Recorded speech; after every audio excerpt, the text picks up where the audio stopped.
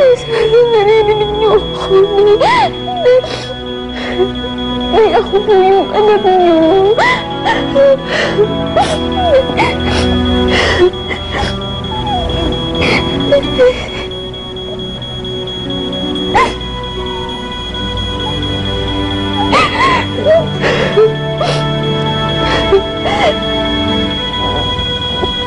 Ay, siguro nung unang kita ko palagi sa inyo, sobrang gana ng loob ko kasi kayo talaga yung nanay ko.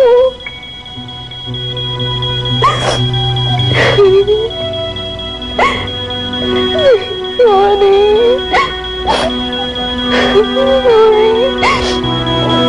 Ay, gumising na kayo. Ay, dito na ako. Dito na ako.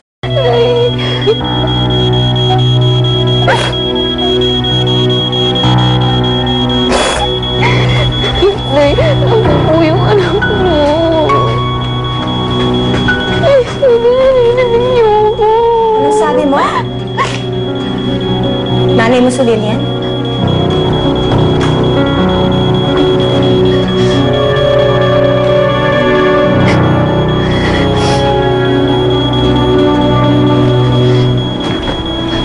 Tinatanong kita, anong pinagsasasabi mo? Nanay mo si Lilian? Ha?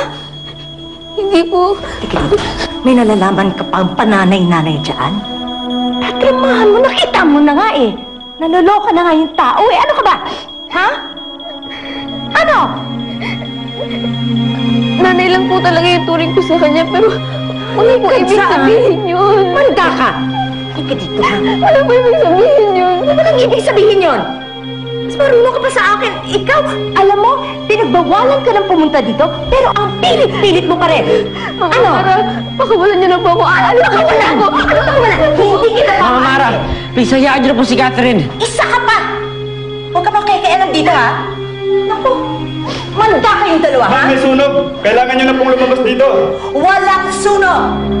Itong lalaki nito, siya ang nag-trigger ng alarm. Kasama niya itong babaeng ito. No, kakuntsaba niya para lang guluhin itong pasyente namin. Pumuslit sila dito. Ano? Laki mo sabi? Kala niyo makakalisot kayo sa akin? Sige, hulihin niyo yung dalawang yan. Lumabas na tayo sa office. Mama na kayo! Ha? Sige, labas na lang. Bilis!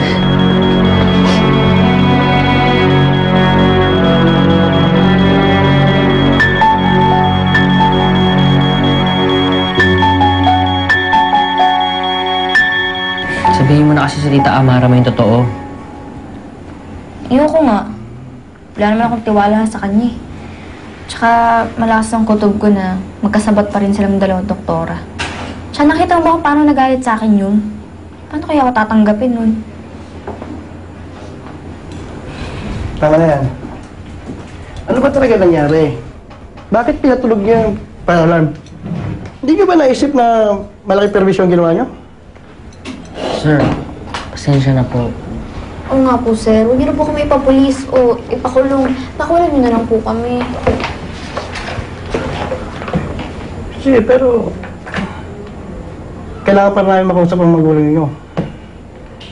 Ano ba pangalan ng tatay niyo? Sa mga siya pwede makontak?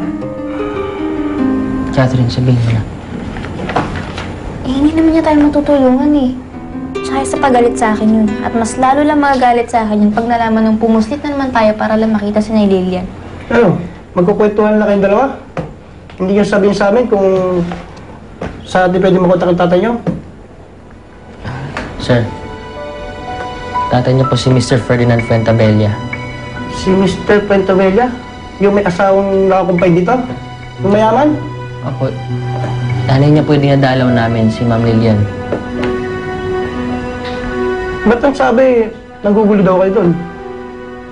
Eh, kasi po may problema po sa pamilya namin. Kaya, sir, kung pakakawalan niyo ako, makakausap ko na po si sir, yung tatay ko.